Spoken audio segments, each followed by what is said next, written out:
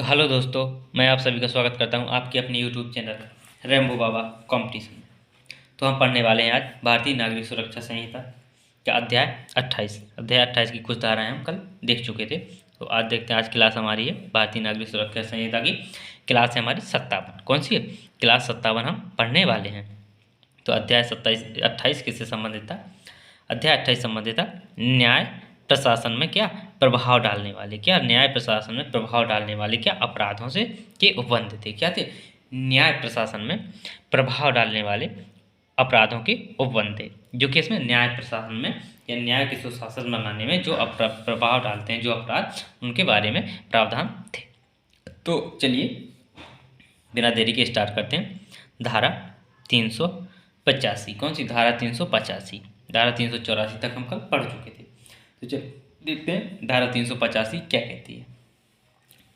धारा 385 कहती है जहाँ न्यायालय का विचार है, किसका विचार? न्यायालय का विचार है कि मामले में धारा 384 के अधीन कार्यवाही नहीं की जानी चाहिए, वहाँ की प्रक्रिया। अब इसमें क्या है कि इसमें एक न्यायालय है जहाँ पे कोई केस चल रहा है, ठीक है। तो उस न्यायालय को विचार में या उसको लगता है कि जो मामला आया है उसको किसके 384 के अधीन नहीं कार्यवाही 384 के अधीन नहीं की जानी चाहिए। और 384 में कार्यवाही क्या थी? तो इसमें वो है 384 में कार्यवाही क्या थी कि कल जो पढ़े थे 384 में कार्यवाही थी कि यदि कोई व्यक्ति क्या करता है, किसी व्यक्ति को डांट पीट कर या डरा धमका कर किसी व्यक्ति से कोई बयान उगलवाता है, या कोई क्या करता है, कोई जानकारी वसूलता है, क्या करता है, कोई जानकारी लेता है किसी व्यक्ति को डरा धमका के, तो उस व्यक्ति को क्या था, हिरासत में लिया जा सकता है, उसको जुर्माना, उसको क्या जेल दी जा सकती है, क्या की जा सकती, जेल दी जा सकती है।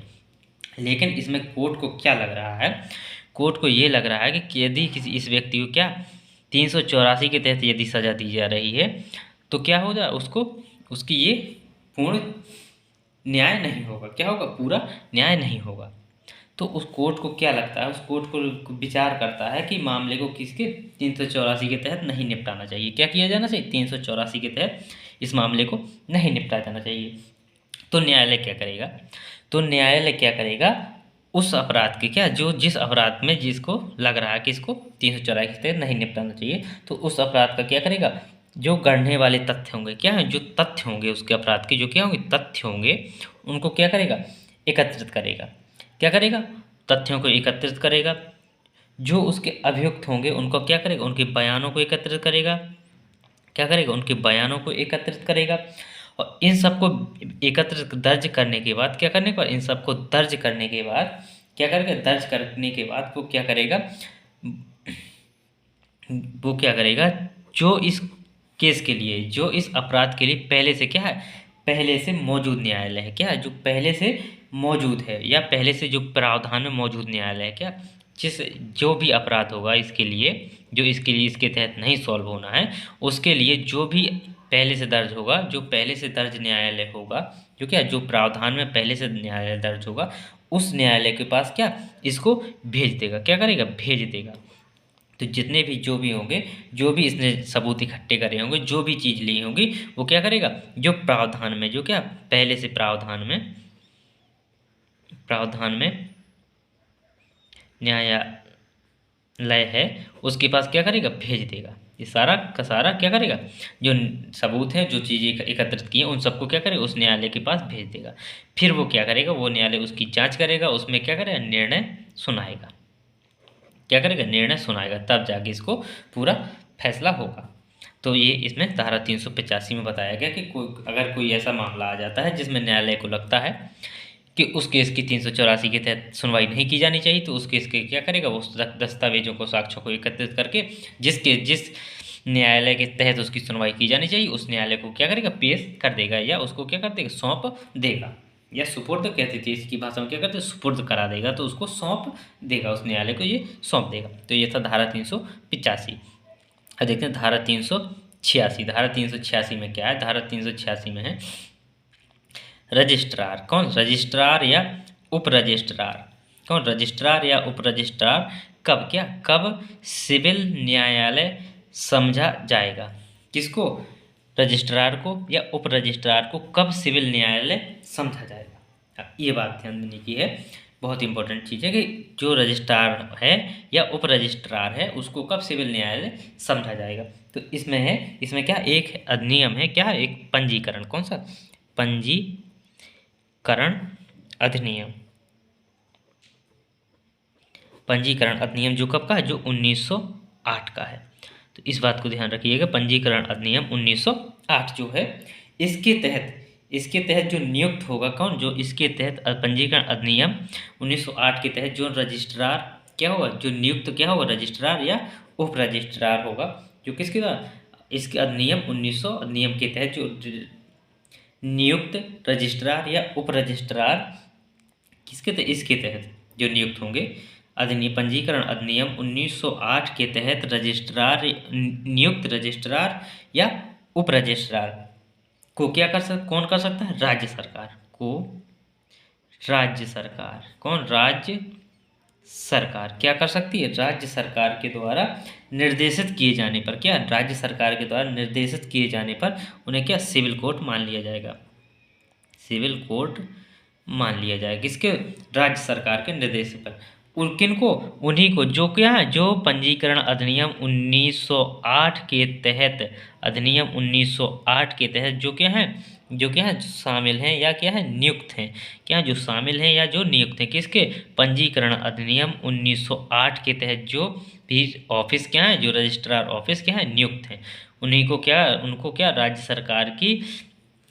सरकार के आदेश पर उनको क्या, सिविल कोर्ट मान लिया जाएगा, क्या किया जाएगा, सिविल कोर्ट मान लिया जाएगा। तो धारा 386 ये बताती है कि सिविल कोर्ट कब माना जाएगा, तो किसके, पंजीकरण अधिनियम 1908 के तहत क्या कर लिया जाएगा, राज्य सरकार के आदेश पर उसको सिविल कोर्ट मान लिया जाएगा। चलिए देखते हैं धारा 387, धारा कौन सी, धारा 387, धारा 387 क्या कहती है, धारा 387 में माफ़ी मांगने पर अपराधी का उन्मोचन, क्या करना, यदि अपराधी क्या कर ले, माफ़ी मांग ले, क्या कर ले, माफ़ी मांग ले, तो उसका क्या हो जाएगा, उन्मोचन हो जाएगा।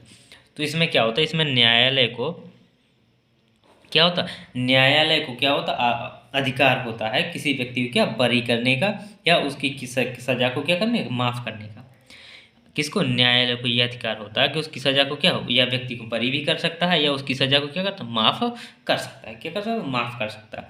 तो ये कब करेगा, यदि अपराधी जो न्यायालय, जो अपराधी न्यायालय के आदेशों का, जो भी अपराधी है वो क्या करे, क्या, न्यायालय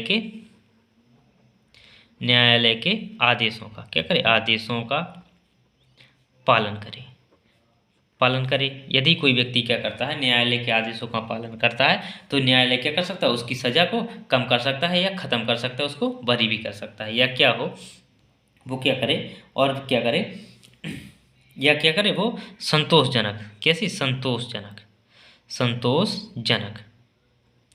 माफ़ी मांग ले, क्या करे, संतोषजनक माफ़ी, किससे, कोर्ट से संतोषजनक माफ़ी मांग ले, न्याय के आदेशों का पालन कर ले, या क्या करे, संतोषजनक माफ़ी मांग ले, तो न्यायालय क्या कर सकता है, उसको बरी कर सकता है या उसकी क्या, सज़ा खत्म कर सकता है। ये न्यायालय के ऊपर है, यदि न्यायालय को लगता है कि ये संतोषजनक है, वो दोबारा ऐसा नहीं करेगा, उसकी गलती हो गई, ये सब चीज़ें अगर उसको लगता है तो न्यायालय उसको क्या कर सकता है, बरी कर सकता है। तो ये धारा 387 के तहत कर सकता है, 387 के तहत न्यायालय को ये अधिकार है। अब देखते हैं धारा 388, धारा 388 में क्या है, धारा 388 में उत्तर देने या दस्तावेज प्रस्तुत करने से इनकार, क्या करना, कोई व्यक्ति उत्तर देने या दस्तावेज प्रस्तुत करने से क्या करना, इनकार करने वाले व्यक्ति को कारावास या उसकी सुपुर्दगी। यदि कोई व्यक्ति क्या करता है, कोई, जब इसमें क्या होता है, ये किस मामले में होता है, ये उन मामलों में होता है जो आपराधिक न्यायालय में होता है, ये क्या आपराधिक मामलों में होता है। तो ये आपराधिक मामलों में यदि किसी व्यक्ति से क्या कोई प्रश्न पूछा जाता है या कोई दस्तावेज मांगा जाता है और व्यक्ति क्या करता है, उनसे इनकार कर देता है, तो जो क्या होते हैं, जो आपराधिक न्यायालय ये द्वारा क्या होता है, जो आवश्यक प्रश्न होते हैं, कैसे, जो आवश्यक प्रश्न होते हैं, जो आवश्यक प्रश्न होते हैं किसके, जो आपराधिक न्यायालय के जो आवश्यक प्रश्न होते हैं उनका क्या उत्तर देने या दस्तावेज प्रस्तुत करने से कोई व्यक्ति क्या करता है, इनकार करता है, और ऐसा इनकार करता है कि उसमें क्या कोई विशेष कारण भी नहीं, उचित कारण भी या उसका कोई बहाना, उचित बहाना भी नहीं होता। क्या होता? कोई उचित बहाना भी नहीं होता, तब वो इनकार करता है। तो न्यायालय उसको क्या कर सकता है? उसको साधारण कारावास कर सकता है। क्या? साधारण कारावास क्या कर सकता है? न्यायालय उसको क्या कर सकता है? साधारण कारावास कर सकता है। या क्या कर सकता है? उसको 7 दिनों तक, क्या 7 दिनों तक क्या कर सकता है? हिरासत में ले सकता है, हिरासत में रख सकता है उस व्यक्ति को। तो क्या कर सकता है? जब कोई व्यक्ति दस्तावेज प्रस्तुत करने से मना करे या उत्तर देने से मना करे तो कारावास की सजा हो सकती है उसे साधारण। या क्या कर सकता है? न्यायालय 7 दिनों तक उसको पूछताछ के लिए हिरासत में रिमांड पर ले सकता है। ये धारा 3 कौन सी? धारा 388 बताती है कि उसको यदि कोई व्यक्ति क्या करता है? उत्तर नहीं देता है या दस्तावेज प्रस्तुत नहीं करता तो उसको रिमांड पर ले लो, ठोक पिटाई करके उसके उगलवाओ। तो ये था 388। अब देखते हैं धारा 379, सॉरी 389। धारा 389, धारा 389 क्या कहती है? धारा 389 में समन, क्या समन के पालन में साक्षी के उपस्थित न होने पर, किसके? साक्षी के उपस्थित न होने पर उसे दंडित करने के लिए संक्षिप्त प्रक्रिया। यदि किसी व्यक्ति की, इसमें क्या है, किसी व्यक्ति को साक्षी समन के मामले समन भेजकर उसको क्या किसी बारे में पूछताछ के लिए बुलाया गया, लेकिन वो क्या है? उपस्थित नहीं होता है। क्या होता? उपस्थित नहीं होता। तो इसमें क्या है कि बुलाए जाने पर आपराधिक न्यायालय में क्या होता है? उपस्थित नहीं होता है। कोई व्यक्ति क्या होता है? उपस्थित, बुलाए जाने पर वो क्या होता है? उपस्थित नहीं होता। तो न्यायालय उसको क्या कर सकता है? तो न्यायालय उसको कर सकता है, उसको क्या कर सकता है? संक्षिप्त सुनवाई कर सकता है। क्या कर सकता है? उसकी संक्षिप्त सुनवाई कर सकता है। या क्या कर सकता है? उसको 500 रुपये का जुर्माना लगा सकता है। क्या? 500 रुपये का जुर्माना। तो न्यायालय क्या कर सकता है? उसको संक्षिप्त मामले को क्या संक्षिप्त करेगा, मामले को संक्षिप्त सुनवाई करेगा और उसको क्या 500 रुपये का जुर्माना लगाएगा 389 की तरह। अब देखते हैं धारा 390। धारा कौन सी? धारा 390। धारा 390 में क्या है? धारा 383, धारा 384, धारा 388 और धारा 379 के अधीन दोष सिद्धियों से अपील। इसमें यह बताया गया कि अगर कोई व्यक्ति क्या करता है? अगर कोई व्यक्ति उच्च न्यायालय में क्या कर सकता है? इसमें जो अपीलें हैं, अपील के बारे में बताया गया कि अगर कोई व्यक्ति क्या कर सकता है? उच्च न्यायालय के अलावा, क्या हो? उच्च न्यायालय के अलावा, HC के अलावा किसी भी न्यायालय, ये सुप्रीम को छोड़ो, सुप्रीम कोर्ट तो वो है, तो सुप्रीम कोर्ट जो जिला स्तर के जो न्यायालय हैं, क्या होते हैं? जिला स्तर के जो न्यायालय होते हैं। तो इसमें क्या कहा गया कि इसमें हाई कोर्ट के अलावा, क्या हाई कोर्ट के अलावा, उच्च न्यायालय के अलावा किसी भी न्यायालय ने क्या किया है? किसी भी न्यायालय के द्वारा यदि कोई व्यक्ति धारा 383, धारा 384 या धारा 388 या धारा 389, क्या धारा 389 के तहत इनको क्या सजा सुनाई गई है? क्या सजा सुनाई है? सजा सुनाई है किसने? किसी भी न्यायालय, किसको? हाई कोर्ट को छोड़कर। तो इसमें क्या है कि यदि किसी व्यक्ति को हाई कोर्ट को छोड़कर 383, 384 या 388 या 389 के तहत किसी भी न्यायालय ने किसी भी व्यक्ति को सजा सुनाई है तो वो क्या कर सकता है? वो हाई कोर्ट में क्या कर सकता है? या उसी न्यायालय में क्या कर सकता है? अपील कर सकता है। क्या कर सकता है? अपील कर सकता है। तो इसमें क्या अपील करने का अधिकार दिया है किसमें? धारा 390 के तहत कोई भी व्यक्ति यदि इन 4 धाराओं के तहत किसी व्यक्ति को सजा सुनाई गई है तो वो क्या कर सकता है? अपील कर सकता है। उसी न्यायालय में कर सकता है और उच्च न्यायालय में भी कर सकता है। यदि चाहे तो वो उसी न्यायालय में भी कर सकता है। तो ये उसी न्यायालय में अपील करने का अधिकार कौन सा? 390। और धारा किन के तहत? 383, 384, 388, 389 के तहत यदि अपराध में उसको सजा मिली है तो कर सकता है। वो क्या अपील कर सकता है। देखते हैं धारा 391। धारा कौन सी? धारा 391 में क्या है? कुछ न्यायाधीशों और मजिस्ट्रेटों के समक्ष किए गए अपराधों का उनके द्वारा विचारण नहीं किया जाएगा या नहीं किया जाना चाहिए। इसमें वो अपराध आते हैं कि जिनमें क्या इनके समक्ष कोई कार्य हुआ है। यदि मान लीजिए जैसे कि कोई न्यायाधीश है या कोई मजिस्ट्रेट है, अब यदि उसी के सामने कोई किसी को मारता है, पीटता है, काटता है, पौलता है, कुछ भी करता है तो क्या करेगा, उसका तो क्योंकि उसको निर्णय देना है तो उसकी गवाही तो नहीं मानी जाएगी, क्योंकि उसकी उसी को यदि निर्णय का देना है तो उसकी गवाही नहीं मानी जाएगी। या क्या हो सकता है कि जो क्या है, न्यायाधीश है, जो मजिस्ट्रेट है, उसी का कोई रिश्तेदार है, उसी का कोई भाई पिता या कोई ने किसी ने वो अपराध किया है। तो ऐसे में क्या हो सकता है, या क्या उनके उन्हीं की आंखों के सामने हुआ है, तो वो उन स्थितियों में क्या कर सकता है, इन लोगों के द्वारा क्या हो जाएगा, निर्णय या विचार उस केस का बारे में विचार नहीं किया जाए। क्या क्यों नहीं किया जाए, क्योंकि इन्होंने अपनी आंखों से वो सामने देखा है।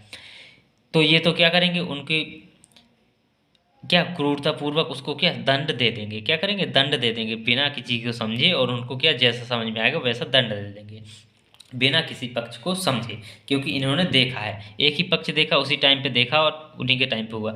तो इसलिए इनको उन केस को विचारण करने का या उस अपराधों को क्या है, विचार नहीं किया जाएगा, उन पर निर्णय नहीं दिया जाएगा, उन पर क्या करेगा, कोई और न्यायाधीश या कोई और मजिस्ट्रेट क्या करेगा, उनका निर्णय करेगा। तो ये था। अगर क्लास अच्छी लगी हो तो प्लीज़ लाइक और सब्सक्राइब जरूर करिएगा। थैंक यू दोस्तों।